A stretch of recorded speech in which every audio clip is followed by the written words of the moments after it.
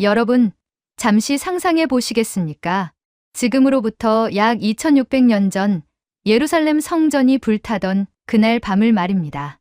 바빌론 군대가 성벽을 넘어오고 건물들이 무너지며 사람들의 비명이 하늘을 찢던 그 순간에 누군가는 절박하게 움직이고 있었습니다. 그들의 손에는 인류 역사상 가장 신성한 물건이 들려 있었습니다. 황금으로 덮인 나무 상자, 그 안에는 신과 인간 사이의 약속이 담겨 있었습니다. 바로 언약궤였습니다. 역사는 그날 밤 이후 언약궤가 완전히 사라졌다고 기록합니다. 어떤 문헌에도 어떤 고고학 유적에도 그 흔적이 남아있지 않습니다.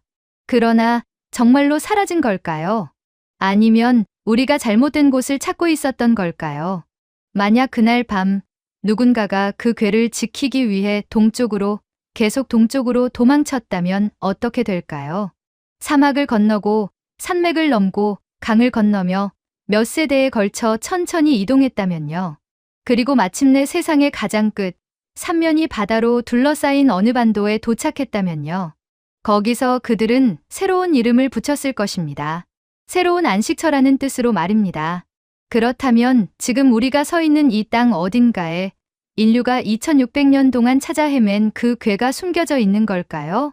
이야기를 시작하기 전에 지금 여러분이 어디에서 이 영상을 보고 계시는지 댓글로 남겨주세요. 여러분이 서 있는 그 자리에서 한국인이라는 자긍심을 함께 나누고 싶습니다. 안녕하세요. 저는 토마스 해밀턴이라고 합니다. 미국에서 고고학을 전공하고 평생을 고대 유물의 행방을 쫓아 살아온 사람입니다. 제가 오늘 여러분께 이 이야기를 전하게 된 이유는 제 인생 40년을 송두리째 뒤흔든 경험을 나누고 싶어서입니다. 이것은 단순한 학술 보고가 아닙니다. 한 사람의 인생이 완전히 뒤집힌 고백에 가깝습니다. 저는 오랫동안 하나의 유물만을 추적해 왔습니다. 바로 성경 속에 등장하는 언약궤였습니다. 황금으로 덮인 나무 상자, 그 안에는 십계명이 새겨진 돌판이 들어있다고 전해지는 그 성물 말입니다. 길이가 약 1m 15cm, 폭과 높이가 각각 70cm 정도 되는 크기라고 추정되는 이 궤는 단순한 상자가 아니었습니다. 그것은 신과 인간 사이의 약속이 담긴 그릇이었고 이스라엘 민족에게는 가장 신성한 물건이었습니다. 어릴 적 교회에서 들었던 이야기가 제 마음속에 깊이 박혔고 대학에 들어가서도 저는 그 궤의 행방을 밝혀내겠다는 집념 하나로 공부했습니다. 동기들이 이집트 파라오의 무덤이나 메소포타미아 유적에 관심을 가질 때 저는 오직 언약궤만 생각했습니다. 교수님들조차 제게 좀 더 현실적인 주제를 선택하라고 조언했지만 저는 듣지 않았습니다. 졸업 후에는 중동 전역을 다니며 발굴 작업에 참여했고 에티오피아의 산악지대에서 몇 달씩 머물기도 했으며 유럽의 오래된 수도원 지하 창고까지 뒤졌습니다. 때로는 사막 한가운데서 텐트를 치고 지냈고 모래바람이 불어오는 밤이면 랜턴 불빛 아래서 고문서를 읽었습니다. 때로는 누구도 가지 않는 동굴 깊숙이 들어가 흙먼지를 뒤집어 쓰기도 했습니다. 이스라엘의 예루살렘 구시가지는 물론이고 요르단 페트라 유적지, 이집트 시나이 반도 곳곳을 누볐습니다. 그러나 돌아온 것은 언제나 실망뿐이었습니다. 손에 쥔 건 깨진 토기 조각과 희미한 벽화뿐. 제가 찾던 그 성스러운 궤의 흔적은 어디에도 없었습니다. 어떤 때는 여기다라는 확신을 갖고 몇 주씩 발굴을 진행했지만 결국 나오는 건 전혀 관계없는 유물들 뿐이었습니다. 제가 가장 괴로웠던 건 단순히 유물을 찾지 못했다는 사실이 아니었습니다. 오히려 더 근본적인 의문이 저를 짓눌렀습니다. 성경은 분명하게 말하고 있습니다. 언약궤는 절대로 수레에 실어서는 안 되고 반드시 긴 채를 궤의 고리에 꿰어서 어깨에 메고 옮겨야 한다고요. 출애굽기 25장 12절부터 15절까지 그 규정이 명확히 기록되어 있습니다. 궤의 네 모퉁이에 금 고리를 달고 그 고리에 나무로 만든 긴 채를 꿰어서 절대로 빼지 말고 항상 끼워둔 채로 사람들이 어깨에 메고 이동하라는 지침입니다. 그것도 아무나 메는 게 아니라 오직 레위 지파 제사장들만이 그 임무를 수행할 수 있다고 적혀 있습니다. 사무엘하 6장에는 이 규칙을 어긴 대가가 얼마나 무서운지도 나옵니다. 우사라는 사람이 언약궤를 수레에 싣고 가다가 소가 비틀거리자 궤가 떨어질까봐 선의로 손을 뻗어 궤를 붙들었는데 그 자리에서 즉사했다는 기록입니다. 신성한 것을 부정한 방식으로 다루면 안 된다는 경고였습니다. 저는 이 규칙을 수없이 읽었고 그 의미를 깊이 연구했습니다. 신성한 것은 땅에 닿아서는 안 되고 반드시 사람의 어깨 위에 떠 있어야 한다는 원칙이었습니다. 이것은 단순한 운반 방식이 아니라 신학적이고 의례적인 규정이었습니다. 그런데 문제는 이것이었습니다. 제가 조사한 고대 문명 어디에도 이 규칙을 끝까지 지킨 흔적이 없었습니다. 이집트 사람들은 신성한 물건을 옮길 때 화려하게 장식된 수레를 사용했고 카르나크 신전과 룩소르 신전 벽화마다 그 장면이 그려져 있었습니다. 신의 배를 옮기는 행렬, 파라오의 가마를 나르는 장면들, 모두 바퀴 달린 수레 위에 올려져 있었습니다. 바빌론 사람들도 마찬가지였습니다. 페르시아도, 그리스도, 로마도 모두 비슷했습니다. 신성한 것을 어깨에 직접 메고 간다는 개념 자체가 성경 속 이스라엘 민족 외에는 찾아볼 수 없었습니다. 저는 박물관마다 찾아다니며 자료를 뒤졌고 대영 박물관, 루브르 박물관, 바티칸 박물관을 수없이 방문하며 고대 벽화와 부조를 수백 장 촬영했지만 결과는 늘 같았습니다. 어깨에 메고 가는 신성한 궤, 그런 이미지는 성경 사파 외에는 어디에도 없었습니다. 어느 순간부터 저는 회의에 빠지기 시작했습니다. 혹시 제가 잘못된 방향으로 평생을 허비한 건 아닐까요? 언약궤라는 것이 실제로 존재했던 물건이 맞기는 한 걸까요?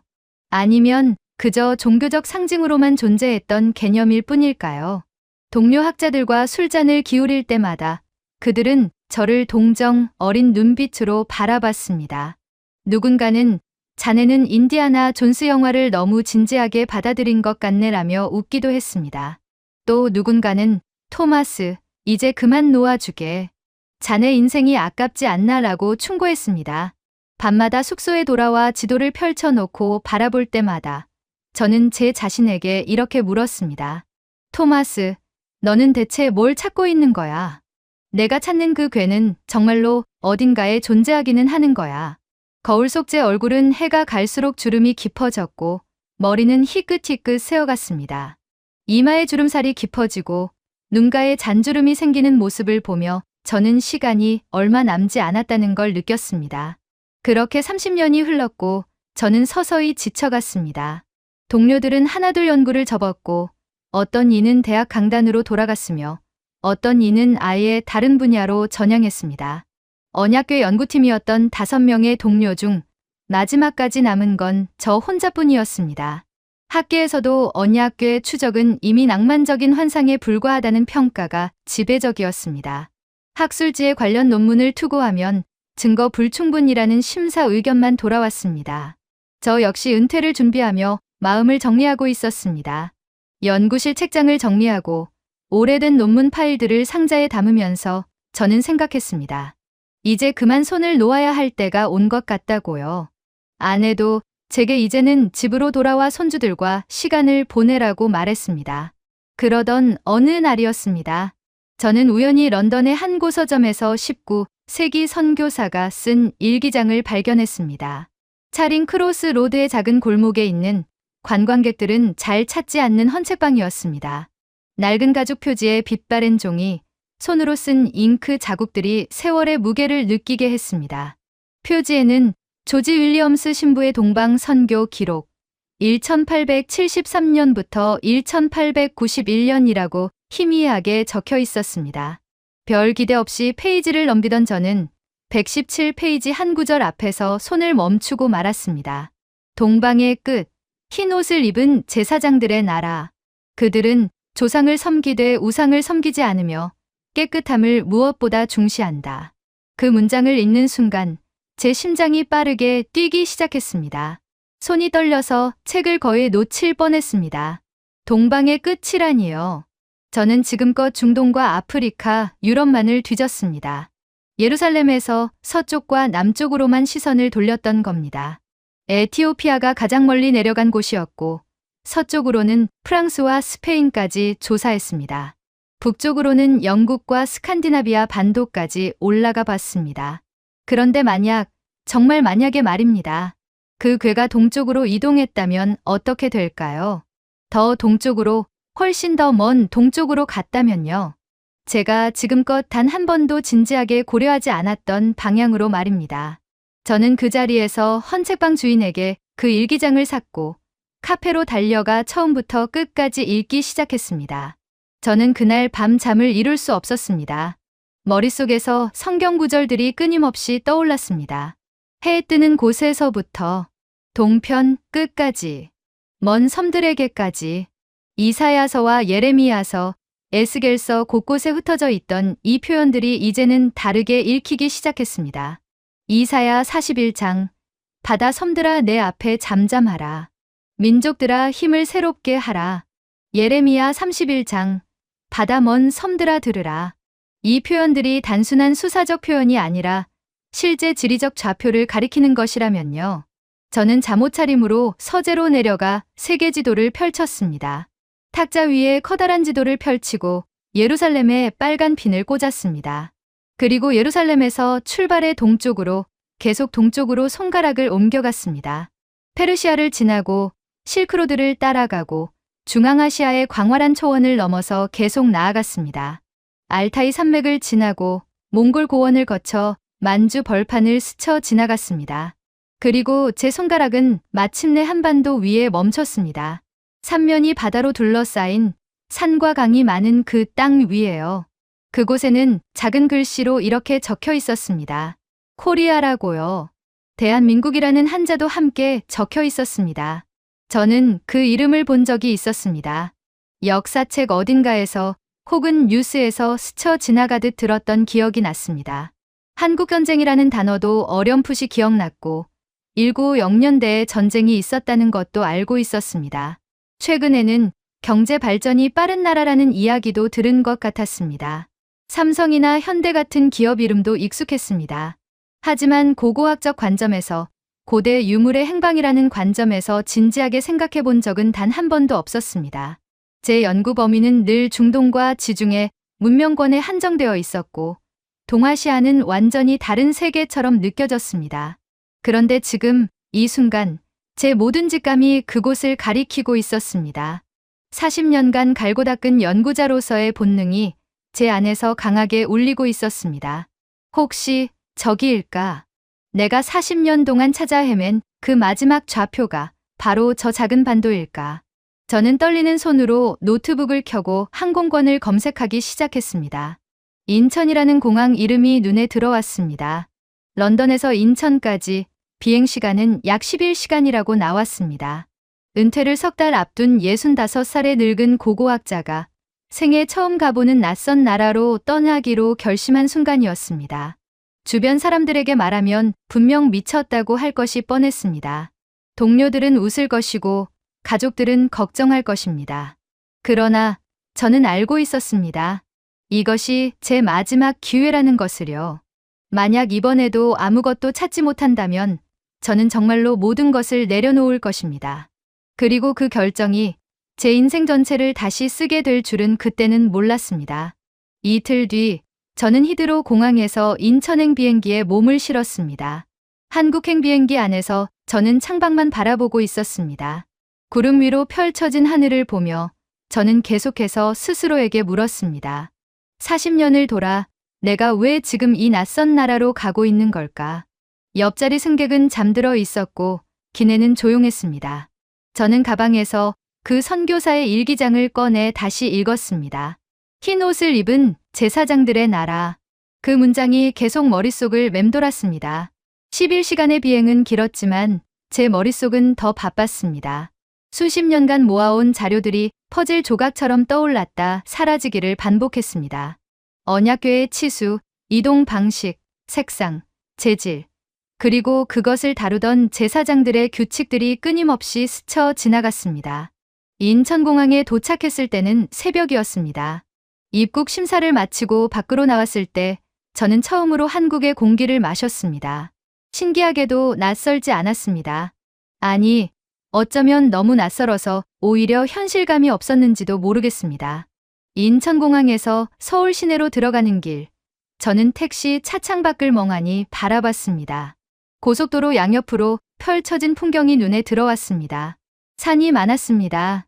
생각했던 것보다 훨씬 더 많은 산들이 도시를 둘러싸고 있었습니다. 그리고 강이 보였습니다. 넓고 유유히 흐르는 강물이 아침 햇살을 받아 반짝이고 있었습니다. 동쪽 끝 강을 건넌 백성. 선교사 일기장 속 문장들이 머릿속에서 겹쳐졌습니다. 택시 기사분이 한국말로 무언가 말을 걸었지만 저는 알아듣지 못했습니다. 그저 고개를 끄덕이며 미소 지었을 뿐입니다. 호텔에 짐을 풀고 잠시 쉬었지만 저는 기다릴 수가 없었습니다. 샤워를 하고 옷을 갈아입은 뒤 저는 곧장 국립중앙박물관으로 향했습니다. 사전에 조사해 둔 곳이었습니다. 한국의 역사와 문화재를 가장 많이 보관하고 있다는 그곳에 가면 제가 찾는 단서가 있을 것 같았습니다. 박물관에 들어서자마자 저는 압도당했습니다. 생각했던 것보다 훨씬 큰 규모였고 전시된 유물들의 수준도 놀라웠습니다. 저는 고대 섹션으로 곧장 향했습니다. 삼국시대, 고려시대, 조선시대로 나뉜 전시실들을 하나씩 돌아보기 시작했습니다. 청동기, 토기, 금관, 불상, 그림, 책들이 유리 케이스 안에 진열되어 있었습니다. 그런데 한 전시실을 지나가다가 저는 발걸음을 멈췄습니다. 벽면에 걸린 큰 그림 하나가 제 시선을 사로잡았습니다. 조선시대 왕실 행렬을 그린 그림이었습니다. 어가 행렬도라고 한글과 영어로 설명이 붙어 있었습니다. 저는 그 그림 앞으로 다가갔습니다. 그리고 그 순간 저는 거의 숨이 막혔습니다.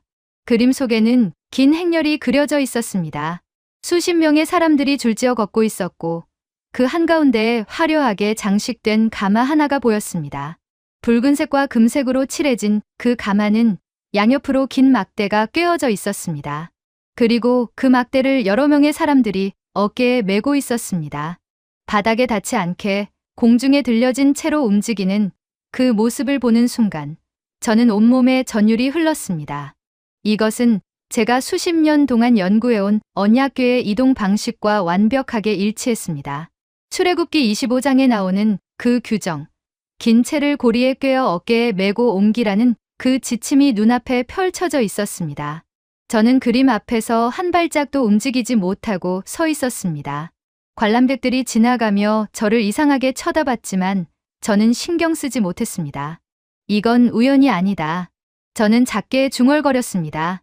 저는 가방에서 노트를 꺼내 재빨리 스케치를 시작했습니다. 가마의 구조, 채의 위치, 사람들이 메고 있는 방식, 모든 것을 기록했습니다. 그리고 옆에 있는 설명문을 읽기 시작했습니다. 한글과 영어로 된 설명에는 이렇게 적혀 있었습니다.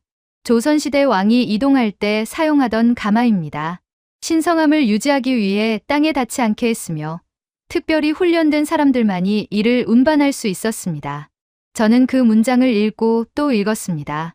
신성함을 유지하기 위해 땅에 닿지 않게 했다는 말, 특별히 훈련된 사람들만이 운반할 수 있었다는 말, 이 모든 것이 성경의 규정과 너무나 비슷했습니다. 레위 지파만이 언약궤를 맬 수 있었던 것처럼 이곳에서도 특정한 사람들만이 왕의 가마를 맬 수 있었던 것입니다. 저는 박물관 직원에게 다가가 물었습니다. 이런 가마가 더 있습니까? 특히 제사나 의식에 사용된 것들 말입니다. 직원은 친절하게 다른 전시실을 안내해 주었습니다. 거기에는 신주를 모시는 요여라는 제목의 유물이 있었습니다. 신주, 즉 조상의 위패를 모실 때 사용하던 작은 가마였습니다. 이것 역시 같은 구조였습니다. 긴 채를 끼워서 어깨에 매는 방식, 바닥에 닿지 않게 하는 원칙, 모든 것이 반복되고 있었습니다. 저는 그 앞에서 한참을 서 있었습니다. 왜 하필 이 나라에서만 이 방식이 남아있는 걸까? 제 머릿속에서 질문이 꼬리를 물었습니다. 이어서 본 자료들은 저를 더 이상 뒤돌아갈 수 없게 만들었습니다. 저는 다음 날 또 다른 박물관을 찾았고 도서관에서 자료를 뒤지기 시작했습니다. 그곳에서 저는 한국 사람들이 백이민족이라고 불렸다는 사실을 알게 됐습니다. 흰 옷을 일상복처럼 입던 민족이라는 뜻이었습니다. 사진 자료를 찾아보니 20세기 초반까지도 한국 사람들은 정말로 흰 옷을 즐겨 입었습니다. 남자도, 여자도, 아이도, 노인도 모두 흰 옷을 입은 사진들이 수없이 많았습니다. 저는 그 사진들을 보며 성경 구절을 떠올렸습니다. 레위기에 나오는 제사장들의 복식, 정결례를 행할 때 입던 흰 세마포 옷들 말입니다. 정결하게 하라, 깨끗한 옷을 입으라. 이 명령이 이 땅에서도 실천되고 있었던 것입니까? 저는 또 다른 자료에서 한국의 전통 색채 체계를 발견했습니다. 오방색이라고 불리는 5가지 색깔이었습니다. 청색, 적색, 황색, 백색, 흑색이 그것이었습니다. 그런데 그 중에서도 특히 청색과 적색의 조합이 가장 신성하게 여겨졌다는 설명이 있었습니다. 태극 문양이 바로 그 증거였습니다. 빨강과 파랑이 서로 감싸 안는 모양, 그것이 우주의 조화를 상징한다는 것이었습니다. 저는 이 대목에서 다시 한번 전율했습니다. 성막을 덮던 천의 색깔, 대제사장이 입던 옷의 색깔이 바로 청색, 자색, 홍색, 백색이었기 때문입니다. 출애굽기 26장에 나오는 그 색상들이 지구 반대편 이 작은 반도에서 다시 나타나고 있었습니다. 며칠한 자료를 조사하면서 저는 점점 더 깊은 곳으로 빠져들었습니다. 왕과 조상의 신위를 모실 때만 사용됐던 신성한 가마, 그리고 오방색 가운데 청색과 적색과 백색이 결합된 신성, 색채 체계까지 제가 성경 속에서 구별된 백성을 떠올릴 때마다 떠올리던 키워드들이 이 낯선 나라의 역사와 계속해서 겹쳐지기 시작했습니다. 저는 매일 밤 호텔방으로 돌아와 노트를 펼치고 정리 작업을 했습니다. 왼쪽 페이지에는 성경 구절과 중동 지역의 고고학 자료를, 오른쪽 페이지에는 한국에서 발견한 것들을 적었습니다. 그리고 두 페이지를 비교하며 공통점을 찾아냈습니다. 이동 방식의 일치, 색상 체계의 유사성, 정결 의식에 대한 강조, 이 모든 것이 우연이라고 하기에는 너무 많았습니다. 그러나 결정타는 따로 있었습니다. 일주일째 되던 날, 저는 서울대학교 도서관에서 고대 언어와 지명을 다룬 학술 자료를 뒤지고 있었습니다. 그러다가 우연히 한 비교 언어학 논문을 발견했습니다. 중동 언어와 동아시아 언어의 의문론적 유사성을 다룬 연구였습니다. 저는 그 논문을 읽다가 한 페이지에서 손을 멈췄습니다. 거기에는 히브리어, 실로와 한국 고대 왕국 신라의 발음 유사성에 대한 짧은 언급이 있었습니다. 실로는 언약궤가 처음 안치되었던 장소였습니다. 사사기와 사무엘상에 나오는 그곳, 이스라엘 백성들이 광야를 떠나 약속의 땅에 들어간 뒤 가장 먼저 언약궤를 안치한 곳이었습니다. 히브리어로 실로라고 발음되는 그 이름은 평안, 안식처라는 뜻을 담고 있었습니다. 그런데 신라는 어떤가요? 기원전 57년에 세워져 1000년 가까이 한반도를 다스렸던 왕국, 그 이름이 실로와 놀랍도록 비슷하게 들렸습니다. 저는 언어학자로서 이것이 결정적 증거라고 단정할 수 없다는 것을 잘 알고 있었습니다. 의문의 유사성만으로 두 문명을 직접 연결하는 것은 학계에서 받아들여지지 않습니다. 하지만 그럼에도 불구하고 그 페이지를 보는 제 손은 분명히 떨리고 있었습니다. 제 가슴 속에서 뭔가가 강하게 울렸습니다. 혹시 정말로 그들이 이곳까지 왔던 걸까? 언약궤를 지키던 사람들이 동쪽 끝 이 반도까지 와서 새로운 안식처를 찾았던 걸까? 저는 그날 밤 잠을 이루지 못했습니다. 침대에 누워서도 계속 생각했습니다. 기원전 587년 바빌론이 예루살렘을 침공했을 때 언약궤가 사라졌습니다. 그 후로 어떤 역사 기록에도 언약궤는 등장하지 않습니다. 그런데 정말 만약에 말입니다. 그때 누군가가 궤를 지키기 위해 동쪽으로 도망쳤다면요. 페르시아를 거쳐 실크로드를 따라 중앙아시아를 넘어 계속 동쪽으로 이동했다면요. 그리고 마침내 이 반도에 도착해서 새로운 실로라는 뜻으로 신라라는 이름을 붙였다면요. 저는 침대에서 벌떡 일어나 다시 노트를 펼쳤습니다. 연대를 계산해 봤습니다. 예루살렘 함락이 기원전 587년, 신라 건국이 기원전 57년, 그 사이에 약 530년의 간격이 있었습니다. 530년이면 충분히 한 집단이 천천히 이동하며 여러 세대에 걸쳐 이곳까지 올 수 있는 시간이었습니다. 유목민들의 이동 속도를 고려하면 1년에 몇백 킬로미터씩만 움직여도 500년이면 중동에서 한반도까지 충분히 도달할 수 있었습니다. 저는 노트에 경로를 그려봤습니다. 예루살렘에서 출발해서 페르시아, 박트리아, 소그디아나, 알타이, 만주를 거쳐 한반도로 이어지는 선을 그었습니다. 그 선 위에는 수많은 유목 민족들의 이동 경로가 겹쳐져 있었습니다. 스키타이, 흉노, 선비, 이 모든 민족이 같은 길을 따라 동쪽으로 이동했었습니다. 다음 날 아침, 저는 다시 박물관으로 향했습니다. 이번에는 신라 섹션을 집중적으로 봤습니다. 금관, 금제 허리띠, 각종 장신구들이 전시되어 있었습니다. 그런데 신기한 것은 신라 사람들이 금을 유난히 좋아했다는 점이었습니다. 왕의 무덤에서 나온 유물들은 대부분 금으로 만들어져 있었습니다. 언약궤도 금으로 덮여 있었다는 사실이 떠올랐습니다. 출애굽기 25장, 너는 조각목으로 궤를 짓되 안팎을 정금으로 쌓아. 그 명령대로 만들어진 궤는 온통 황금빛이었을 것입니다. 그리고 신라 사람들도 금을 신성한 것으로 여겼습니다. 우연일까요? 저는 계속 질문했습니다. 이틀 동안 더 자료를 조사한 뒤 저는 한국의 제사 문화에 대해 알게 됐습니다. 조상에게 제사를 지내는 문화가 매우 발달해 있었고 제사를 지낼 때는 반드시 몸을 씻고 깨끗한 옷을 입어야 했습니다. 제사상에 올리는 음식도 정해진 규칙이 있었고 부정한 사람은 제사에 참여할 수 없었습니다. 이 모든 것이 레위기에 나오는 정결 규정과 얼마나 비슷한지요. 몸을 씻으라, 옷을 빨라, 부정한 자는 성막에 들어오지 못하게 하라. 이 명령들이 수천 킬로미터 떨어진 이곳에서 다른 형태로 실천되고 있었던 것입니다. 저는 노트에 또 한 줄을 추가했습니다. 정결 의식에 대한 강조, 이스라엘과 한국의 공통점. 며칠 뒤 저는 경복궁의 오래된 건축 도면과 성막 구조를 나란히 놓고 바라보고 있었습니다. 서울 시내 한복판에 자리한 이 거대한 궁궐은 조선 왕조 500년의 중심이었던 곳입니다.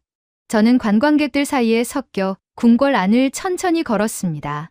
근정전이라는 정전 앞에 섰을 때 저는 그 건물의 배치와 방향을 주의 깊게 관찰했습니다. 정문은 남쪽을 향하고 있었고 왕이 앉는 자리는 북쪽에 있었습니다. 남양 건물, 이것은 동양 건축의 기본 원칙이라고 가이드가 설명했습니다. 그런데 저는 다른 것을 떠올리고 있었습니다. 성막도 동서 방향으로 배치되어 있었다는 사실을요. 출애굽기 27장을 보면 성막의 입구는 동쪽을 향하고 지성소는 서쪽 끝에 있었습니다. 해가 뜨는 쪽에서 들어가 가장 깊은 곳으로 나아가는 구조였습니다. 저는 궁궐 안을 더 깊숙이 들어갔습니다.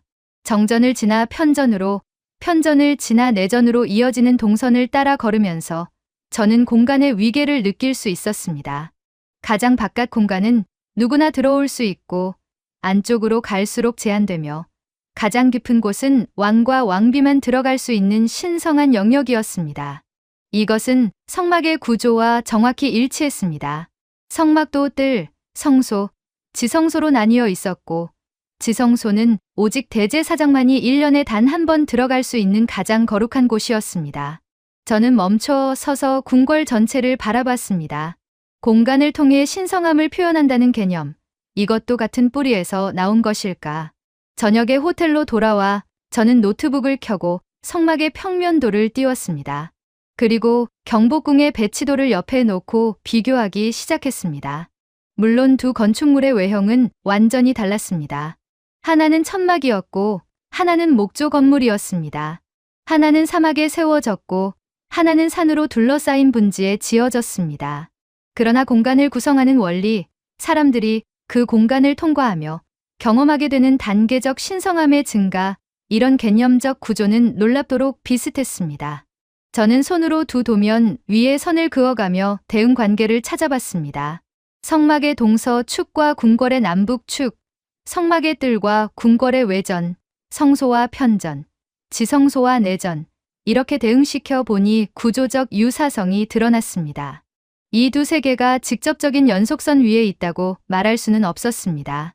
시간적으로도 공간적으로도 너무 멀리 떨어져 있었습니다. 중간에 수많은 문명이 거쳐갔고 각 문명마다 고유한 건축 양식이 있었습니다. 하지만 이 둘이 서로를 전혀 모르는 완전히 다른 이야기라고 말하기에도 너무 많은 요소가 겹치고 있었습니다. 저는 학자로서 신중해야 한다는 것을 알고 있었습니다. 그러나 동시에 제 안에서는 점점 더 강한 확신이 자라나고 있었습니다. 이 유사성들이 모두 우연의 일치일 수는 없다는 확신 말입니다. 저는 노트에 한 줄을 적었습니다. 만약 언약궤가 숨겨져야 했다면 그 궤를 맡길 만한 예의를 아는 민족이 필요했을 것이라는 문장이었습니다. 저는 그 문장을 적고 나서 한참을 바라봤습니다. 예의, 존중, 경외, 이런 단어들이 머릿속을 맴돌았습니다. 언약궤는 단순한 상자가 아니었습니다. 그것은 신과 인간 사이의 계약을 상징하는 물건이었고 함부로 다뤄서는 안 되는 거룩한 것이었습니다. 그렇다면 만약 누군가 그것을 안전하게 숨겨야 한다면 어떤 민족을 선택했을까요? 황금의 탐욕스러운 민족이었을까요?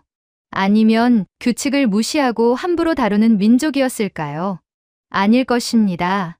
오히려 그 반대였을 것입니다.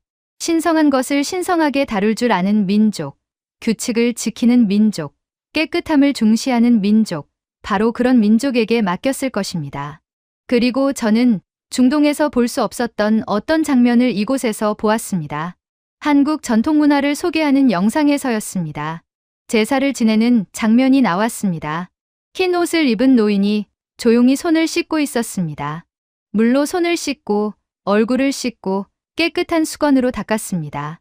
그리고 제사상 앞에 무릎을 꿇고 앉아 절을 올렸습니다. 이마가 바닥에 닿을 정도로 깊이 고개를 숙였습니다.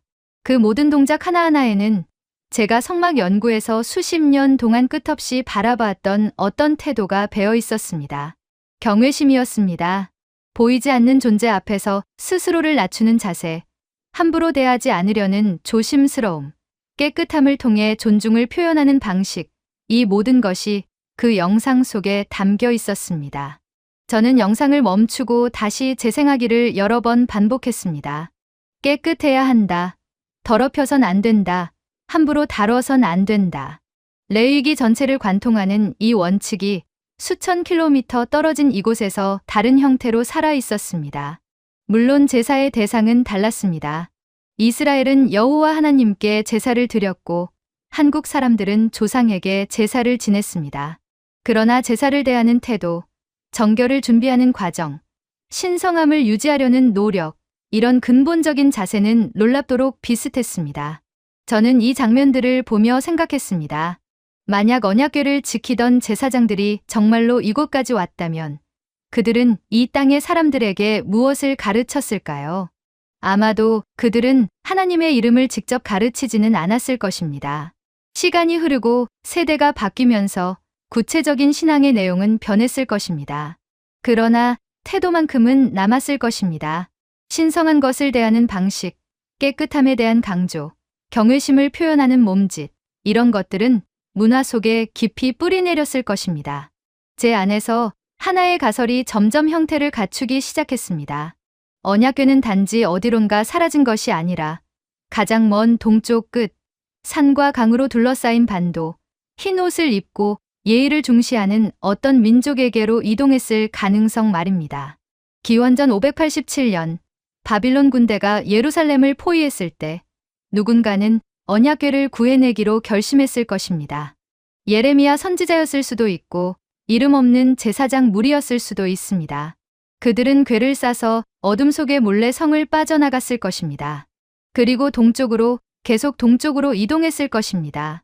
페르시아를 거쳐 박트리아를 지나 소그디아나에서 실크로드를 따라 천산산맥을 넘어 알타이로, 몽골로, 만주로, 그렇게 몇 세대에 걸쳐 천천히 동쪽으로 이동했을 것입니다. 그리고 마침내 이 반도에 도착했을 때 그들은 이곳이 안전하다고 판단했을 것입니다. 삼면이 바다로 둘러싸여 있고 산이 많아 방어하기 좋으며 무엇보다 중동의 제국들로부터 충분히 멀리 떨어진 곳, 바로 여기였습니다. 그들은 이곳에 정착하며 새로운 실로, 즉 신라를 세웠을 것입니다. 그리고 언약궤는 어딘가 깊은 곳에 숨겨졌을 것입니다. 왕궁의 지하일 수도 있고 산속 동굴일 수도 있으며 아니면 아무도 찾을 수 없는 곳에 묻혔을 수도 있습니다. 시간이 흐르면서 궤의 정확한 위치는 잊혔을 것입니다. 그러나 그 정신만큼은 남았을 것입니다. 어깨에 메고 옮기는 의례, 흰 옷을 입는 전통, 정결을 중시하는 문화, 이 모든 것이 언약궤를 지켰던 사람들의 후손이라는 증거로 남았을 것입니다. 물론 그 어떤 문서도 이것을 정식으로 말해주지 않습니다. 저는 단 하나의 명확한 기록도 찾지 못했습니다. 우리는 예루살렘에서 왔고 언약궤를 가지고 왔다고 적힌 비석도 없었고 우리는 레위 지파의 후손이다 라고 주장하는 족보도 없었습니다. 모든 것은 간접적인 증거들, 문화적 유사성들, 상징적 연결고리들 뿐이었습니다. 그래서 저는 더 조심스러워졌습니다. 학자로서 저는 증명할 수 없는 것을 단정해서는 안 된다는 것을 잘 알고 있었습니다. 하지만 동시에 저는 알았습니다. 제 40년의 연구 여정이 지금 이 순간을 위해 존재했다는 것을요. 저는 서울의 어느 작은 카페에 앉아 창밖을 바라보며 생각에 잠겼습니다. 거리를 오가는 사람들, 현대식 건물들, 자동차들, 모든 것이 21세기의 풍경이었습니다. 그러나 저는 그 아래 깔린 오래된 층 위를 보고 있었습니다. 수천 년 전 이 땅에 처음 도착한 사람들의 이야기를요. 그들이 무엇을 가지고 왔고 무엇을 남겼는지를요. 커피를 한 모금 마시며 저는 노트를 다시 펼쳤습니다. 지금까지 모은 모든 증거를 정리하기 시작했습니다. 첫째, 이동 방식의 일치, 어깨에 채를 끼워 매는 방식이 성경과 한국에서만 나타난다는 점. 둘째, 색상 체계의 유사성, 청색, 적색, 백색의 조합이 두 문화 모두에서 신성한 것으로 여겨진다는 점. 셋째, 정결 의식에 대한 강조, 깨끗함을 통해 신성함을 유지하려는 태도가 공통적으로 나타난다는 점. 넷째, 공간 구성의 원리, 단계적으로 신성함이 증가하는 건축 개념이 성막과 궁궐에서 모두 발견된다는 점. 다섯째, 언어적 유사성의 가능성, 실로와 신라의 발음이 비슷하다는 점. 이 5가지를 모두 합쳐도 법정에서 통할 만한 증거는 아니었습니다. 학술지에 논문으로 발표하기에도 부족했습니다. 심사위원들은 분명히 추측에 불과하다, 증거가 불충분하다, 비약이 심하다고 평가할 것입니다. 그러나 저는 이것이 단순한 추측 이상이라는 것을 느낄 수 있었습니다. 40년간 언약궤를 쫓아다닌 사람으로서 제 직관이 강하게 말하고 있었습니다. 여기에 뭔가 있다. 이 연결고리는 진짜다. 저는 노트를 덮고 창밖을 다시 바라봤습니다. 해가 서쪽으로 기울어 가고 있었습니다. 서울의 하늘은 주황빛과 분홍빛으로 물들어 있었습니다. 아름다운 저녁이었습니다. 그날 밤, 저는 호텔방에서 오랫동안 잠들지 못했습니다. 침대에 누워 천장을 바라보며 저는 제 인생을 되돌아봤습니다. 25살에 시작한 이 여정이 65살이 되어서야 어떤 결론에 도달하고 있었습니다. 40년이라는 시간이 길다면 길고 짧다면 짧았습니다. 그 사이에 저는 결혼했고 아이들을 키웠으며 때로는 가족을 뒤로하고 발굴 현장으로 떠났습니다. 아내는 늘 이해해 주었지만 아이들은 왜 아빠가 집에 없는지 이해하지 못했습니다. 그럴 때마다 저는 죄책감을 느꼈지만 그래도 멈출 수 없었습니다. 언약궤를 찾겠다는 집념이 저를 계속 앞으로 나아가게 만들었습니다. 그리고 지금 이곳 서울의 호텔방에서 저는 마침내 어떤 답을 찾은 것 같았습니다. 완벽한 답은 아니었습니다. 모든 의문이 해결된 것도 아니었습니다. 그러나 적어도 방향은 찾은 것 같았습니다. 언약궤가 어디로 갔는지, 왜 사라졌는지 그 비밀의 일부를 이해하게 된 것 같았습니다. 런던으로 돌아온 뒤 저는 제 연구실 문을 닫고 책상 위에 한국에서 가져온 사진과 사본 복사본들을 펼쳐 놓았습니다. 언약궤의 설계도, 사라지기 전 마지막 기록, 이동 방식에 대한 규정, 그리고 한국의 옛가마, 제사의 복식, 흰 옷을 입은 백성에 대한 기록들이 책상을 가득 메웠습니다. 창밖으로는 런던의 회색 하늘이 보였고 빗방울이 유리창을 두드리고 있었습니다. 익숙한 풍경이었지만 한국에서 돌아온 뒤로는 모든 것이 낯설게 느껴졌습니다. 저는 의자에 앉아 자료들을 하나하나 다시 살펴보기 시작했습니다. 출애굽기 25장의 언약궤 제작 지침, 사무엘하 6장의 우사 사건, 열왕기상 8장의 성전 봉헌식 기록, 이 모든 구절을 다시 읽었습니다. 그리고 그 옆에 한국에서 찍어온 사진들을 놓았습니다. 어가 행렬도, 백이민족의 모습, 태극 문양, 경복궁의 배치도, 제사상을 차리는 장면들이 한 장 한 장 펼쳐졌습니다. 모두를 하나의 선으로 잇는 작업은 생각보다 오래 걸렸습니다. 저는 매일 아침 일찍 연구실에 나와 밤늦게까지 작업했습니다. 동료들은 제가 또 이상한 일에 빠졌다고 생각하는 것 같았지만 저는 신경 쓰지 않았습니다. 이것은 제 인생의 마지막 프로젝트였습니다. 은퇴 전에 꼭 마무리하고 싶었습니다. 저는 논문이 아니라 제 인생의 고백에 가까운 보고서를 쓰기 시작했습니다. 학술 논문처럼 객관적이고 냉정한 문체가 아니라 한 연구자의 여정을 담은 에세이 형식으로 썼습니다. 첫 문장을 이렇게 시작했습니다. 이것은 학계가 요구하는 완벽한 증명이라기보다 한 연구자가 40년 동안 데이터를 따라가다 도달한 개인적 결론에 가깝다. 그렇게 전제를 깔아두고 저는 제가 본 것들을 있는 그대로 적었습니다. 동쪽 끝이라는 개념부터 시작했습니다.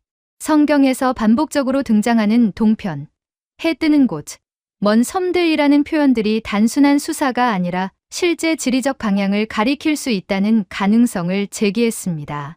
예루살렘에서 동쪽으로 계속 나아가면 결국 도달하는 곳이 한반도라는 사실, 그리고 그곳이 유라시아 대륙의 가장 동쪽 끝에 위치한 반도라는 점을 설명했습니다. 강을 건넌 백성이라는 이미지도 흥미로웠습니다. 이스라엘 민족은 요르단 강을 건너 약속의 땅에 들어갔고 한국 역사에도 강을 건너 이동한 수많은 이야기가 있었습니다. 한강, 대동강, 압록강, 이 큰 강들을 건너며 사람들은 새로운 땅으로 이동했습니다.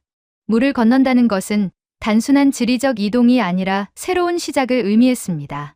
흰 옷에 대한 부분도 자세히 적었습니다. 20세기 초반까지도 한국 사람들 대부분이 흰 옷을 입었다는 사실, 이것이 청결과 순수를 상징했다는 점, 그리고 성경에서 제사장들이 입던 세마포 옷도 흰색이었다는 연결고리를 설명했습니다. 레위기 16장 4절을 인용했습니다. 거룩한 세마포 속옷을 입으며 세마포 바지를 살에 입고 제사장들은 반드시 깨끗한 흰 옷을 입고 성막에서 섬겨야 했습니다. 이 전통이 시간과 공간을 넘어 한반도에서 백이민족이라는 문화로 남았을 가능성을 조심스럽게 제시했습니다. 구별된 제사의 문화에 대해서도 한 장을 할애했습니다. 이스라엘 민족은 다른 민족과 구별되도록 부름받았습니다. 출애굽기 19장 6절, 너희가 내게 대하여 제사장 나라가 되며 거룩한 백성이 되리라. 이 정체성이 그들의 모든 생활 방식을 규정했습니다. 먹는 것, 입는 것, 제사 드리는 것, 모든 것에 규칙이 있었습니다. 한국의 전통 문화에도 비슷한 면이 있었습니다. 제사상을 차릴 때 어떤 음식을 어디에 놓아야 하는지 정확한 규칙이 있었고, 제사를 지내기 전에는 반드시 목욕제 개해야 했으며 부정한 사람은 참여할 수 없었습니다. 이 엄격함이 우연의 일치일까요? 아니면 같은 뿌리에서 나온 것일까요? 그리고 놀랍도록 비슷한 이동 의례에 대해 가장 많은 분량을 할애했습니다. 이것이 제가 발견한 가장 강력한 증거였기 때문입니다. 저는 출애굽기 25장 12절부터 15절까지를 완전히 인용했습니다. 금고리 넷을 부어 만들어 그 네 발에 달되 이쪽에 두 고리요, 저쪽에 두 고리며 조각목으로 채를 만들고 금으로 싸며 그 채를 궤 양쪽 고리에 꿰어서 궤를 매게 하며 채를 궤의 고리에 꿰인 대로 두고 빼내지 말지며. 이 명령이 얼마나 구체적이고 세밀한지 강조했습니다. 그리고 조선시대 어가 행렬의 사진을 제시하며 정확히 같은 방식으로 가마를 옮겼다는 점을 보여줬습니다. 긴 채를 양쪽에 끼우고 여러 사람이 어깨에 메고 절대 땅에 닿지 않게 하는 방식, 이것이 우연일 수 없다고 적었습니다. 저는 며칠 밤을 새워가며 보고서를 완성했습니다. 총 85페이지 분량이 되었습니다. 사진과 도표, 지도와 연대표를 포함하면 100페이지가 넘었습니다. 마지막 장을 쓰기 직전까지 저는 펜을 들고 한참을 망설였습니다. 어떻게 결론을 내려야 할지 고민이 되었습니다. 너무 강하게 주장하면 학계의 조롱을 받을 것이고, 너무 약하게 표현하면 제 40년의 확신을 제대로 전달하지 못할 것 같았습니다. 저는 창밖을 바라보며 오랫동안 생각했습니다.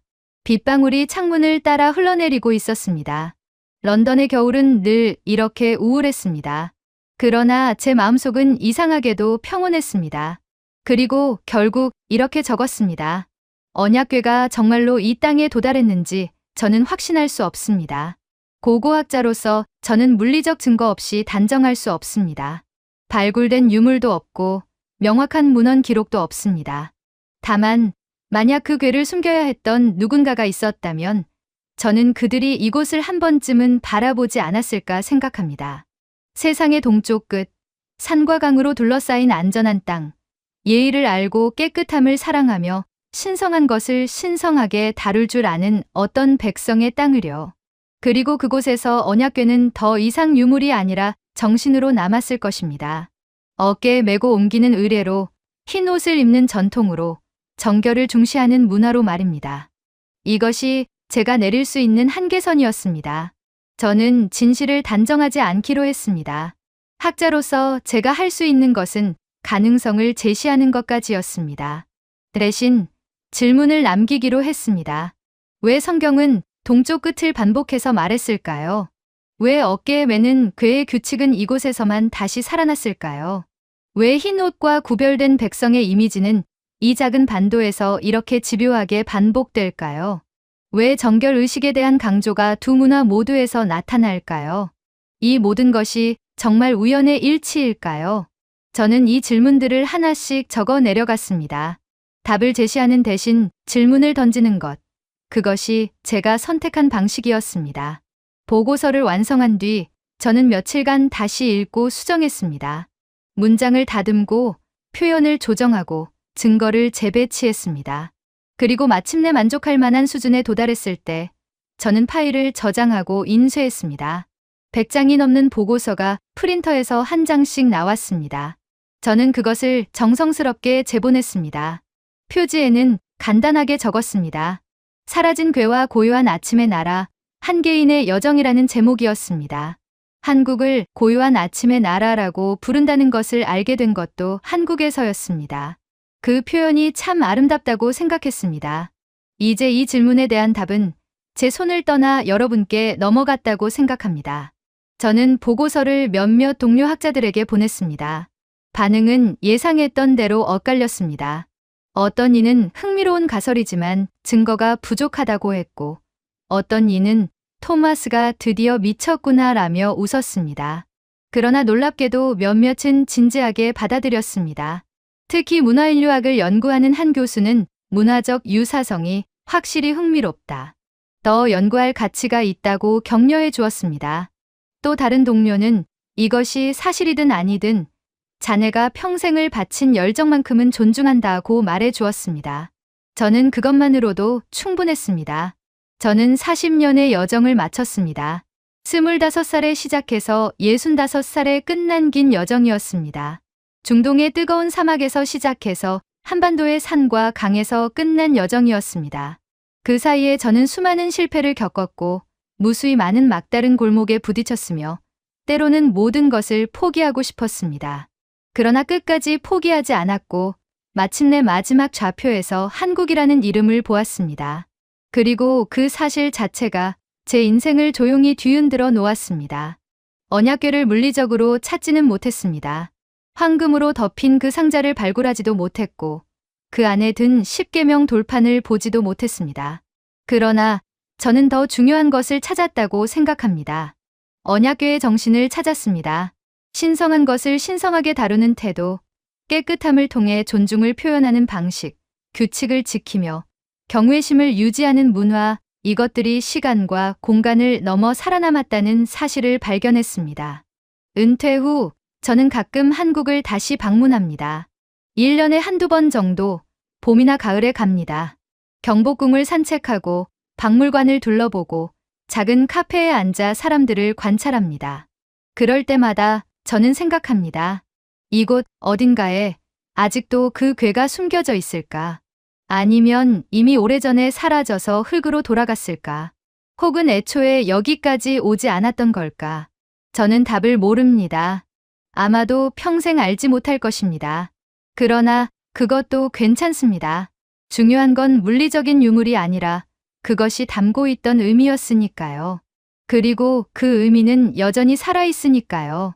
마지막으로 여러분께 이 이야기를 전하며 저는 부탁하고 싶은 것이 있습니다. 여러분의 전통을 소중히 여기시기 바랍니다. 어깨에 메고 옮기는 의례든, 흰 옷을 입는 습관이든, 제사를 지내기 전 목욕하는 것이든, 이 모든 것이 단순한 옛날 방식이 아닙니다. 이것은 수천 년을 거슬러 올라가는 정신의 흔적일 수 있습니다. 어쩌면 여러분은 세상에서 가장 오래되고 가장 신성한 유산을 지키고 있는 민족일지도 모릅니다. 물론 이것은 한 늙은 고고학자의 개인적인 생각일 뿐입니다. 증명된 사실이 아닙니다. 그러나 가능성만으로도 충분히 경이롭지 않습니까? 세상의 동쪽 끝, 이 작은 반도가 인류 역사상 가장 중요한 유물의 마지막 안식처였을지도 모른다는 가능성 말입니다. 저는 이제 70이 넘었습니다. 제 인생의 대부분을 언약궤를 찾는 데 바쳤습니다. 가족과 함께할 시간을 희생했고 안정적인 커리어를 포기했으며 때로는 동료들의 비웃음을 감수했습니다. 후회하느냐고 묻는다면 저는 단 1초도 후회하지 않는다고 대답하겠습니다. 이 여정을 통해 저는 세상을 보는 새로운 눈을 얻었고 역사의 숨겨진 층위를 이해하게 되었으며 무엇보다 한국이라는 놀라운 나라를 알게 되었습니다. 이것만으로도 충분합니다. 언젠가 누군가 이 보고서를 읽고 더 깊이 연구해서 제가 찾지 못한 결정적 증거를 발견할지도 모릅니다. 혹은 제 가설이 완전히 틀렸다는 것을 증명할지도 모릅니다. 어느 쪽이든 저는 기쁠 것입니다. 진실이 밝혀지는 것, 그것이 학자가 바라는 전부니까요. 감사합니다. 이 긴 이야기를 끝까지 들어주셔서 감사합니다. 여러분의 땅이, 여러분의 문화가, 여러분의 역사가 얼마나 특별한지 부디 기억해 주시기 바랍니다. 오늘 사연은 여기까지입니다. 오늘 사연이 마음에 드셨다면 좋아요, 구독 꾹 눌러주세요. 다음에 더 감동적인 사연으로 여러분을 찾아뵙겠습니다. 시청해주셔서 감사합니다.